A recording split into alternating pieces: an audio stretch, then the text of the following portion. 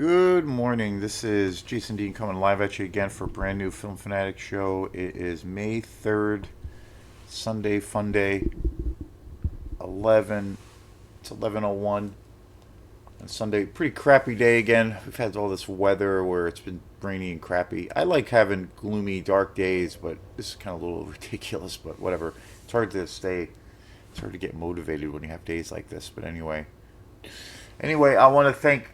We had a really fun show the other night with Quantum. We played at Loose Spirits in Rockland, Maine. We played with some really great bands. We Are So Over It from Providence, Rhode Island. They're in the midst of a tour, and it was actually their first night of their tour, and they came all the way up to Rockland as a start, and they put out a new record, so it was really cool. They're great people, and then also played we played with a band from Bar Harbor, Boy Scouts. So yeah, and it was great. Loose Spirits is a really cool venue.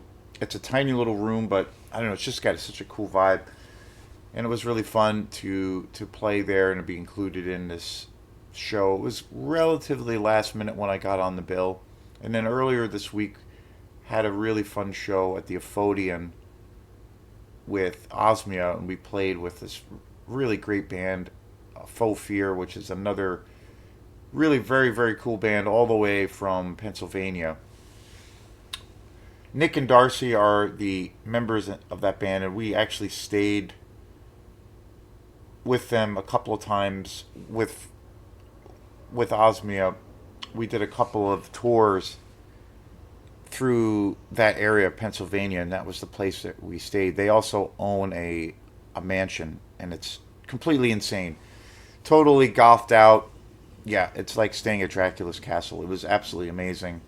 Really great people. They also Nick, who is the guitar player and main writer for Faux Fear, also owns runs two venues, two really great music venues. Only one that I've been to a couple times. We played there twice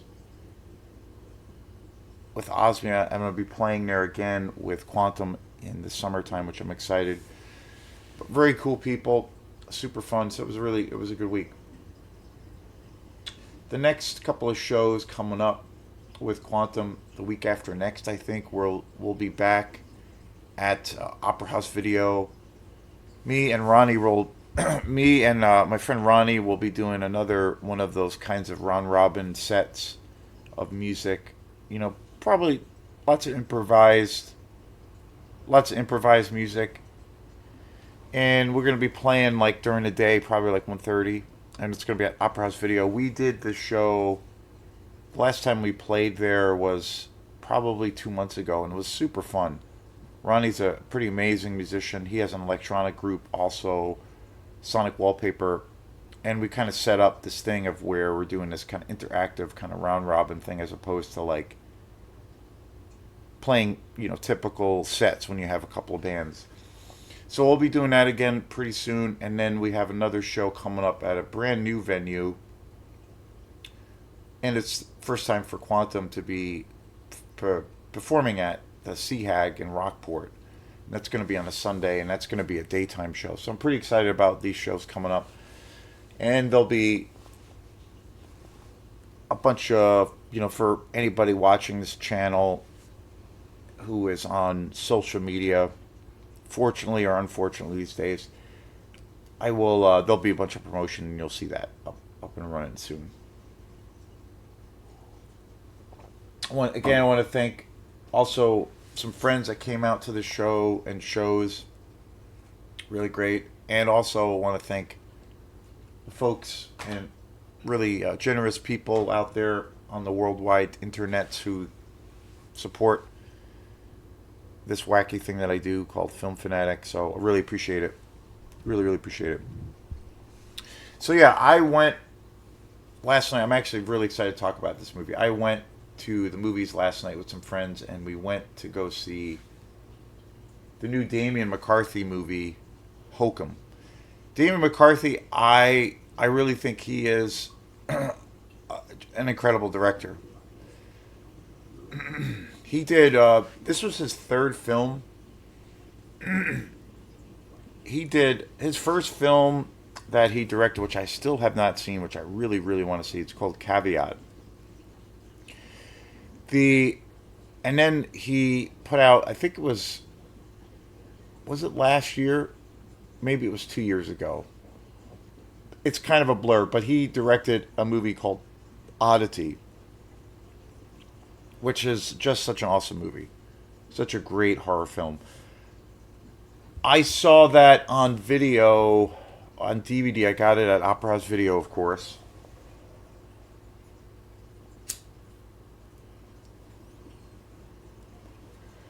I saw it after when I first saw Oddity. It was probably quite a few. Some time had definitely passed since I had been in the theaters. I didn't know anything about Oddity. It was totally under the radar, or even who Damien McCarthy is. Totally unknown. I definitely had not heard of his first film, Caveat. This is Hokum is his third film, and he pretty much directs and writes his own material. All of his films, as far as I know, which again, Caveat I have not seen, but from what I gather, he writes. It's all original material. It's all there's no. It's not a reimagining of an established story or an IP or part of a franchise or this or that. It's all like fresh. It's all new material. So right away for me, it's like I was just thinking that the other day when I was actually at Opera House Video the other day. What was it, yesterday? Or no, it was yesterday was Sunday. Saturday I was there, and I was like, looking around for movies to rent, and I was like, oh, sometimes it's hard to find movies that, new releases. Most of the time when I go to Opera House Video, and again, please check out Opera House Video and support it. It's the only video rental place in the entire state. Super cool. Dennis Howard's been a great friend of mine for years, and it's been really fun doing these weird little quantum shows there every now and then. So it's just great. So the whole place is just awesome. It's kind of one of my home away from homes. They have an amazing selection. But I will say sometimes yesterday or Saturday was one of those days where I have a hard time finding something to rent, and it's only because, it kind of the season or the climate of when new movies come out, movies that are in the theater, and then movies that are hitting streaming or physical media. There's always these weird lulls, and I feel like there's a little bit of a lull right now. But anyway, I was looking around, and there were a couple of movies I was thinking about getting, and then or renting, and then I was just like, I'm not really in the mood for it. And two of these movies one of them I was looking at was the kind of new adaptation of the Deathstalker series, and it's called Deathstalker, and it's a new version of these classic '80s films, and the Deathstalker films franchise is just super awesome. And this is kind of like I guess it came out earlier this year. It was essentially a Deathstalker kind of reimagining or something. And when I got into the Deathstalker series, it was totally on a whim. It was like probably 4 months ago. I don't know how the hell I missed these movies growing up, but they came out in the '80s. And the Deathstalker franchise is basically, it's basically like an exploitation or knockoff version of the Conan the Barbarian series. And they're just awesome. Just totally awesome. Lots of great boobs, great action, super cheesy, campy as all hell. Just great. Super, super great. Super fun. And there's four movies in the series. And so I had heard and I discovered those totally on a whim, and I don't know how I missed them as a kid, because they came out in the early '80s, mid '80s. Prime time for me growing up and discovering those films, and I don't know how I missed it. And I discovered them about 4 or 5 months ago through this video channel, this YouTube channel that I discovered that's really great, the Film Crypt. And I started watching a bunch of movies on this YouTube channel. They're really good quality. pretty good transfers.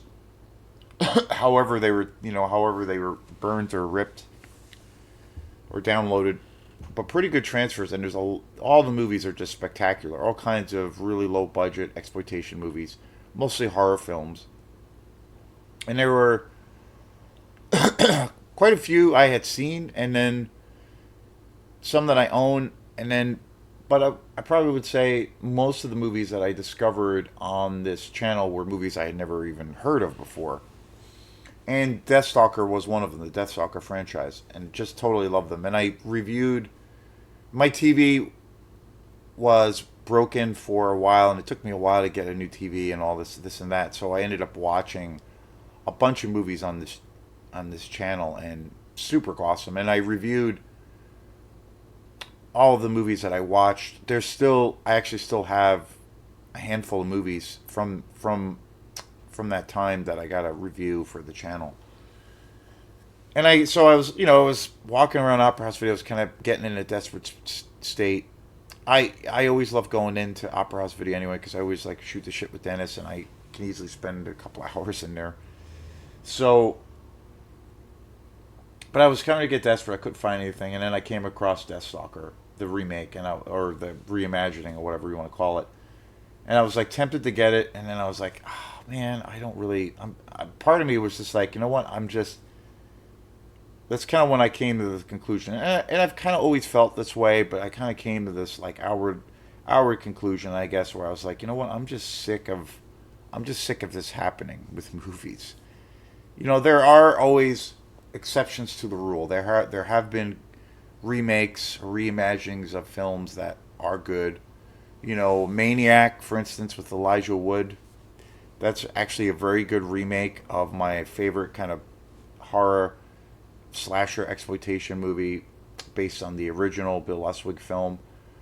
That's actually a really, really good movie. And also the Evil Dead remake by Fede Alvarez, which is, of course, based on the classic Sam Raimi movie. But the Fede Alvarez version is awesome.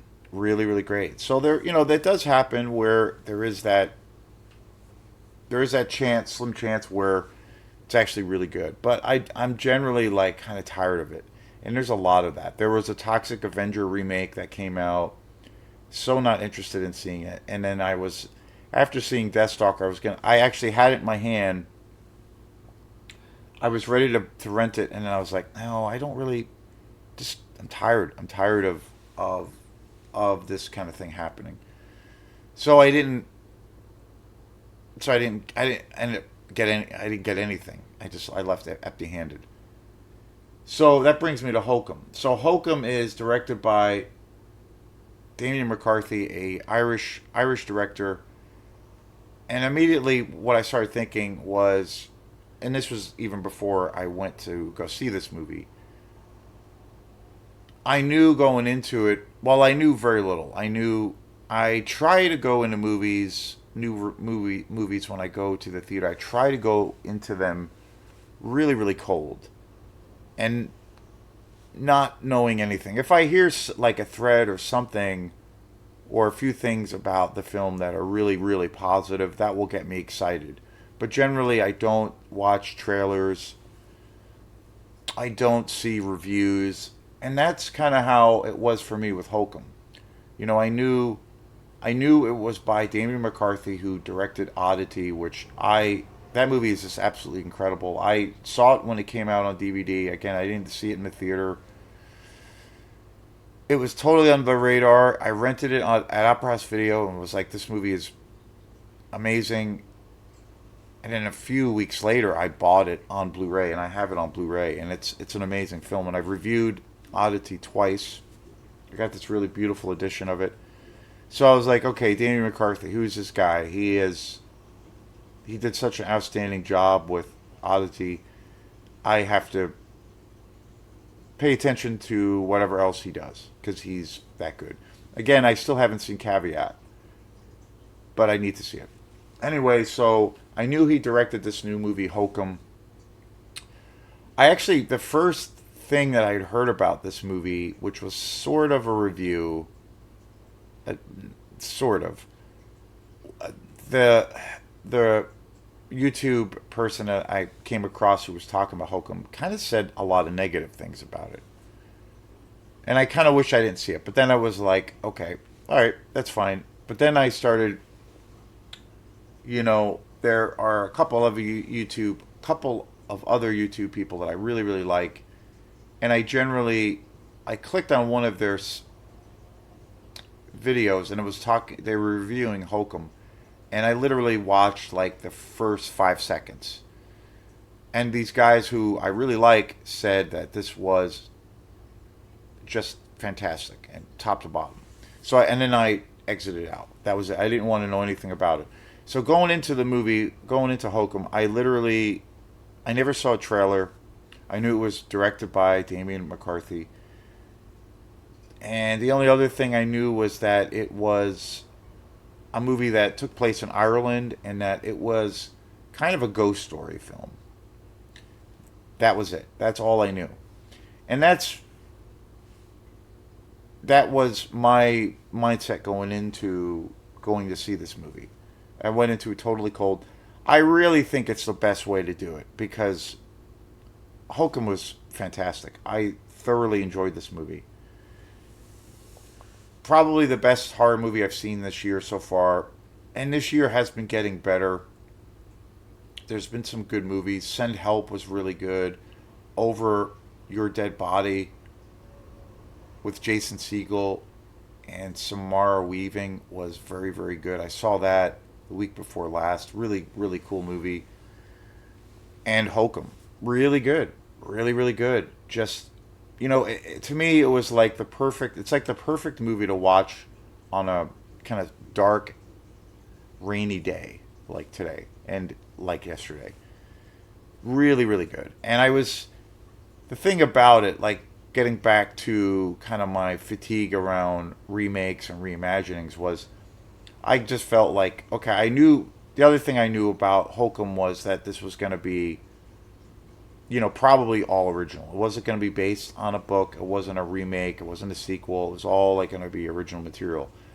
And all of Danny McCarthy's films are their own things. So I was like, okay, even going into this, if this movie isn't as good as Oddity or whatever, it automatically gets a big check in the box for me because even if it's not successful, it's like, okay, somebody doing totally straight up original work for me, even if it's not good in this day and age, I highly applaud that totally because there's so much of well, I wouldn't say there's a lot. I mean, it's always mixed, but there has been, I would say, as of more recent time, a lot of these kind of IPs and all of these new things that have come out based on characters. With Superman, the Predator films. Uh,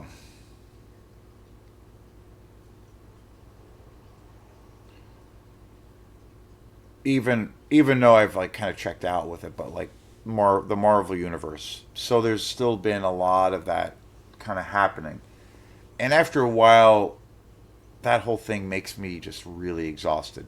So going into this, I was like, well, if Hokum isn't as good as Oddity, I automatically will give this a big check because it's at least totally original and it's not something I've seen before. So, you know, going in, that's kind of a pretty, it's kind of a win-win situation. But anyway, I highly recommend this movie, Hokum. It's really, really, really great. The cast is fantastic.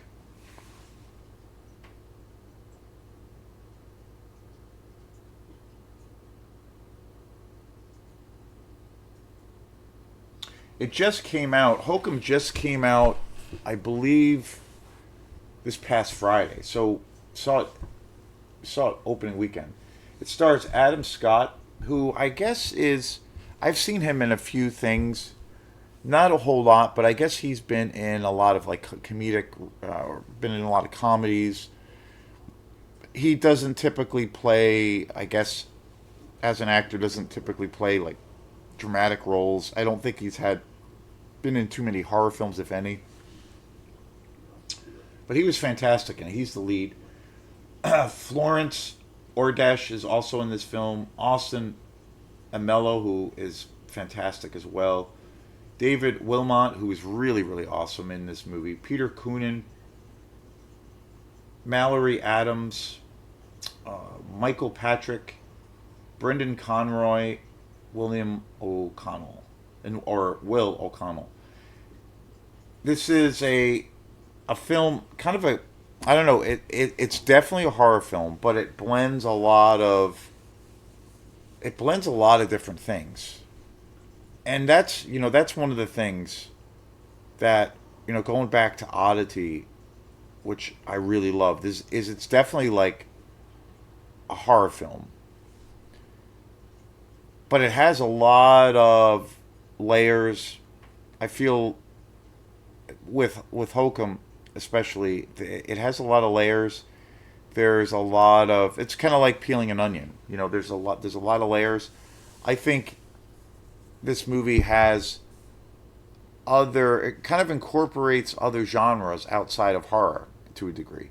I think this movie has aspects of where it has, well, a folk horror vibe, definitely. Most of Dan McCarthy's films, I know Oddity definitely had it, and I believe from what I've heard about Caveat, it has that element too. But folkloric or folk horror is a big component of this film as well. It was a big part of Oddity as well, and I'm a huge fan of folk horror. I mean, the greatest folk horror film, of course, is The Wicker Man. So this movie has those elements, very very cool, and the way Danny McCarthy kind of introduces a lot of these elements, not just the folk horror elements, but a lot of different other elements. Is there's a lot of restraint in the beginning. This film is also kind of a slow burn. It has a very quiet and gothic kind of vibe to it. Oddity had the same thing, where I also feel his stories, the way he structures these stories, it really feels like a novel. It really feels like, I mean, not only is it a visual experience, but I really feel it has a real literary aesthetic to it, if you will. Like, it feels like you're sitting and you're reading a really engaging book. A lot of details. There's a lot of rich textures, and it's interesting too because I feel like Hokum, as well as Oddity, it's kind of interesting because I feel like it's, with Hokum especially, like, it's a very slow pace, and it's kind of a slow burn, but yet there are, once you kind of get into the second act or so, and I think the movie's about an hour and 50 minutes. It's under two. It's under 2 hours. It's a good length. The pacing's really really good, and it's interesting because I feel like this movie is kind of a slow paced film. It's a slow burn, but yet you're getting a lot of information. And then when you get into the second act or so, like over an hour into the movie, you realize there's a lot of pieces. There's a lot of pieces to the story. And I think that he does such a fantastic job with tying all of those things together. There's a lot of different themes kind of thrown in. And it could be, easily, if this movie was directed by someone who was less talented as Damian McCarthy, this movie could be a little bit, could have been a little bit of a mess. It could have been, you know, a lot of things, a lot of ideas might have been just put out there, but they're not really thrown. They're not really. Nothing's really, cohesive, and it kind of leaves you could leave you hanging, if you will, as a fan, or as you're experiencing the movie. But I feel like with Hokum, it's not. There's a lot of these little subtle elements, but it's all tied together. I feel like it's explained, but it also has this thing too where there's a little bit of it's a little bit ambiguous too, where it's not, it's a little bit open ended, and it's not like, where some structures, stories, certain films of where, where you have a clear, definite ending. Sometimes you have films that do it, handle that very poorly, where they're kind of, leading your hand throughout the movie, and you can't, you don't even have the chance to kind of think about what you're experiencing. This movie has a great job of tying, I think, all of the things together, especially by the end. But it is kind of ambiguous. It's not fully, and I like that. It has a little bit of a mysterious kind of thing, where you're kind of left wondering a little bit, like, oh, okay, I wonder maybe what that allegory or metaphor might have been, or some of the symbolism. But it's not like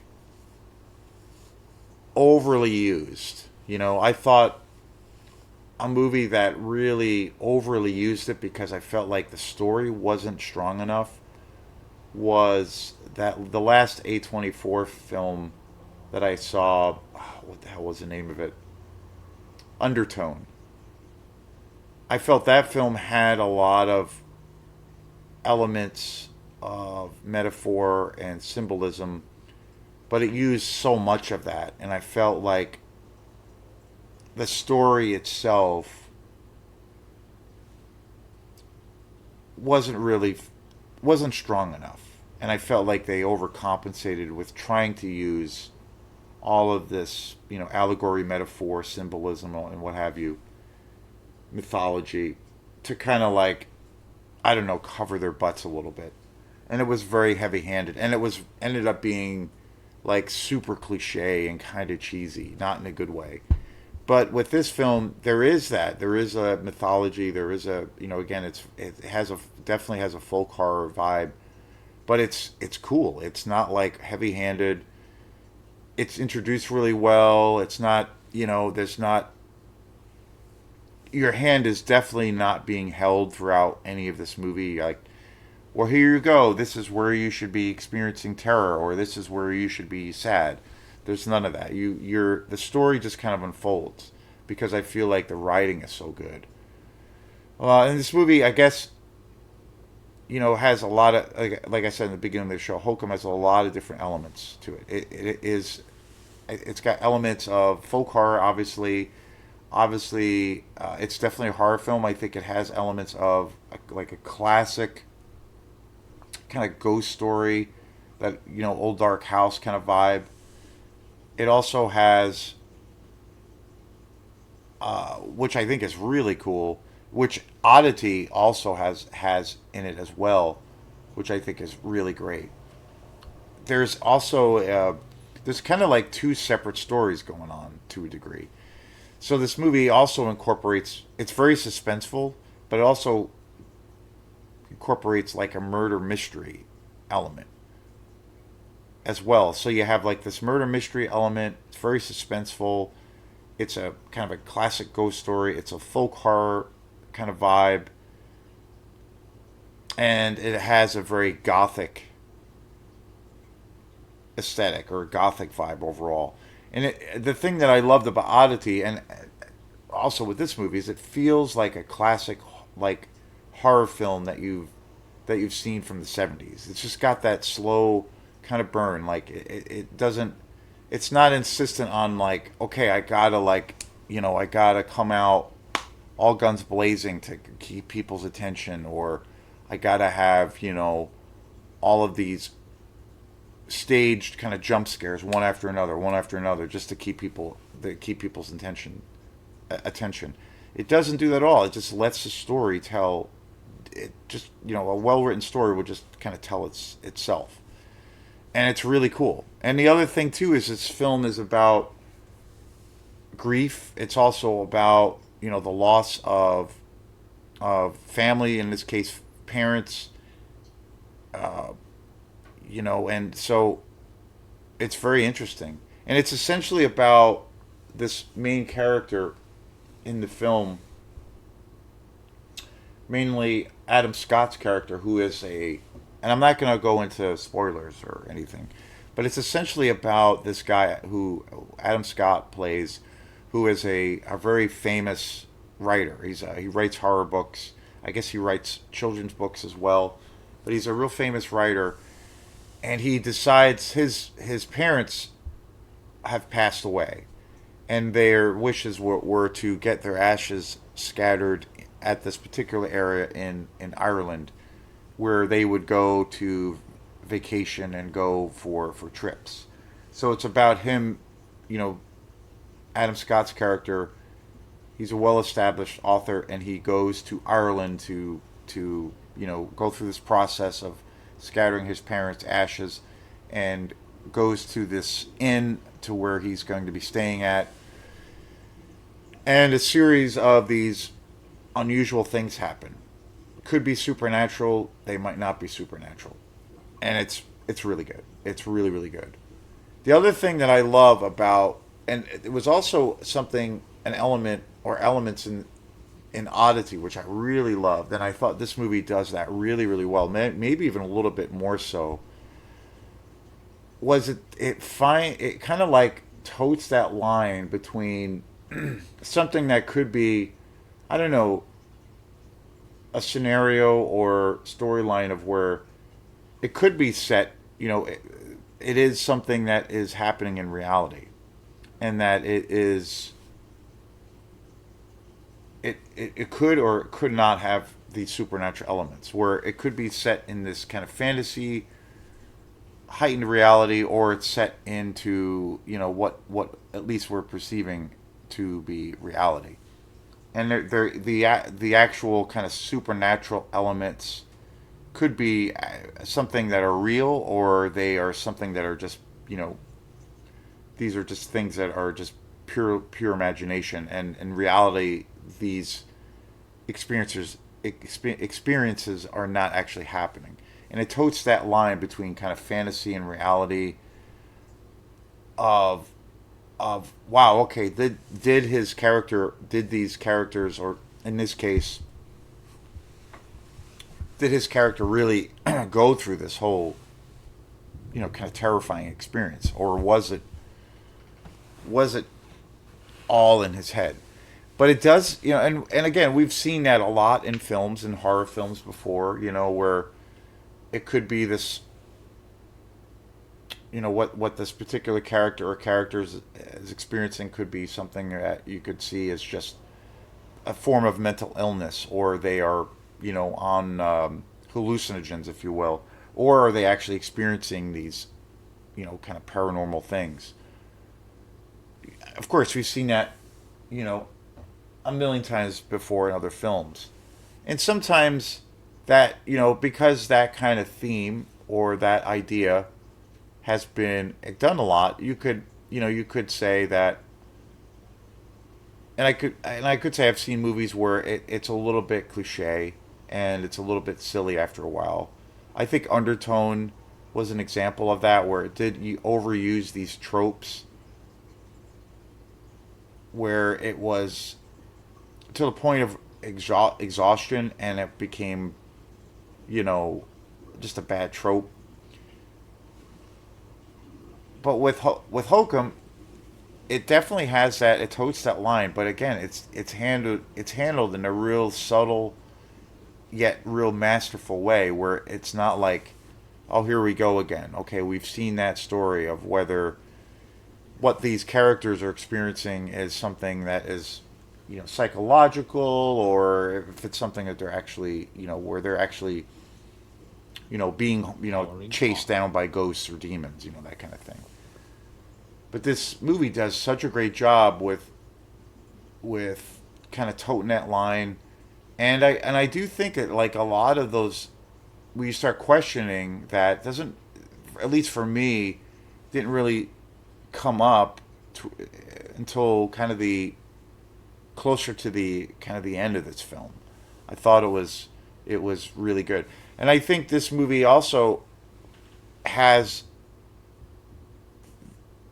a big thing that I really am a big fan of, and I think Oddity is really one of the biggest strengths that makes that movie so great, is the whole kind of less is more.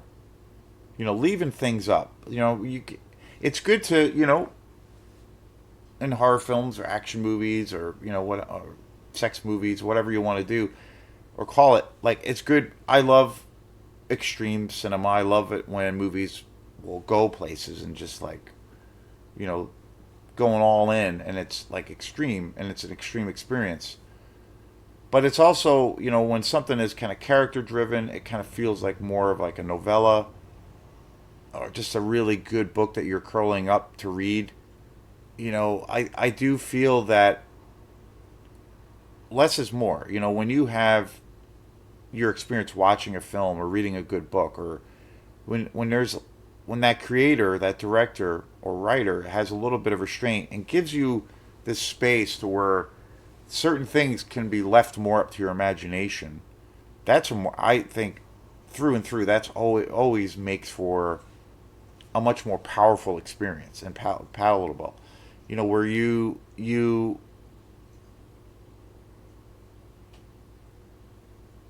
where there's a space of where, okay, I'm getting this information, but it's not complete, and it forces my imagination to work a little bit more.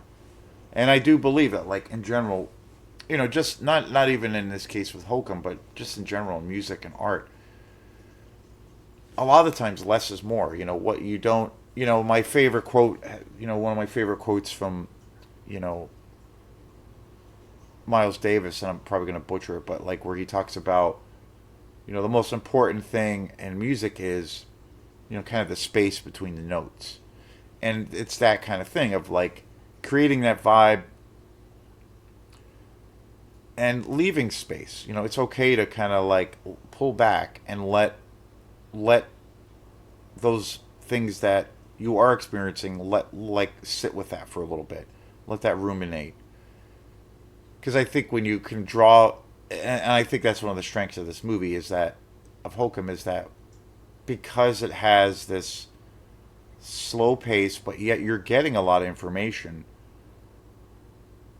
By the time things kind of get ratcheted up, and where the intensity is is going on, they have captured your attention fully and you're on board. That's how it was for me, where I was like, okay, okay. I was like, I'm digging this the whole way through. It's I was like, okay, I'm really into it. And then before I knew it, I was like, whoa, okay, I'm totally into this movie. And I was like, yep, okay, this is great. And again, it's that slow tug, that slow. Once it gets you in, kind of gets you in the grip or in the grips of what the story is, and then it just keeps pulling you along and builds this tension.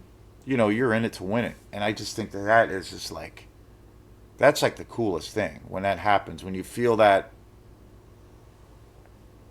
where you're sitting with something for a while and you're like, okay, okay, I'm understanding this, I'm into this, and you're slowly getting pulled in, and then when you have this, it happened to me last night. It happens to me a lot with movies that I get really into. Is suddenly you feel like the seatbelt's on, like okay, I'm in this, I'm fully invested in it because like the intensity has gotten to a certain level, and I just think that's great. So very very cool, very very cool. And again, I think that this movie has that does reflect movies from the 70s. I think that this movie does feel like it's like an old school kind of 70s films because typically a lot of films in the 70s, you know the film studios didn't like really think that people were stupid, and they could like have a little bit of patience, sit down and actually like take in information, let it resonate with you and pull you along, and then before you know it, you're in this world.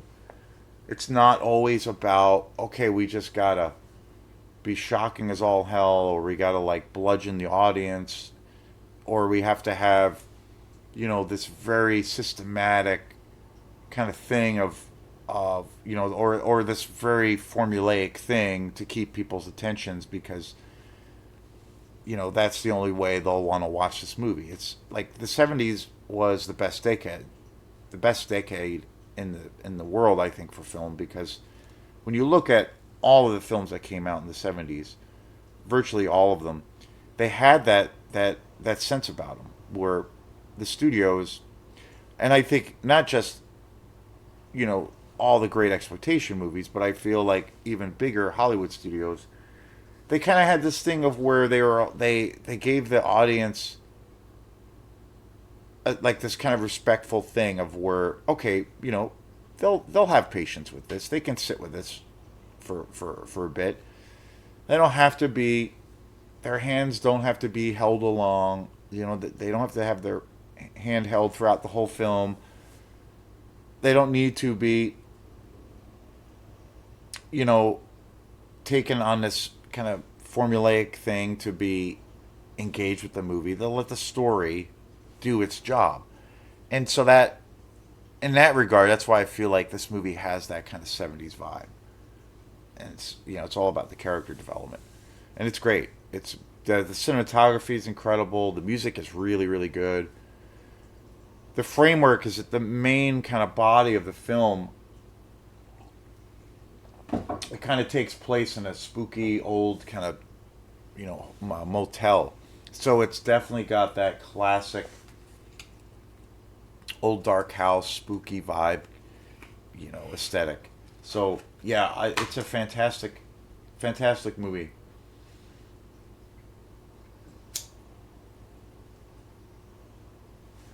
And I think like Oddity, I think there are some moments in this movie. There's quite a few moments in this movie where it's generally creepy and kind of scary, like it gets under your skin. So I highly recommend Hokum. It's awesome. It's definitely, I think, because the visually it's so rich. The cinematography is so great. The music is just awesome. It's definitely a movie to see in the theater on the big screen. So yeah, awesome movie, fantastic. Damian McCarthy is one of the best working directors right now. So peace.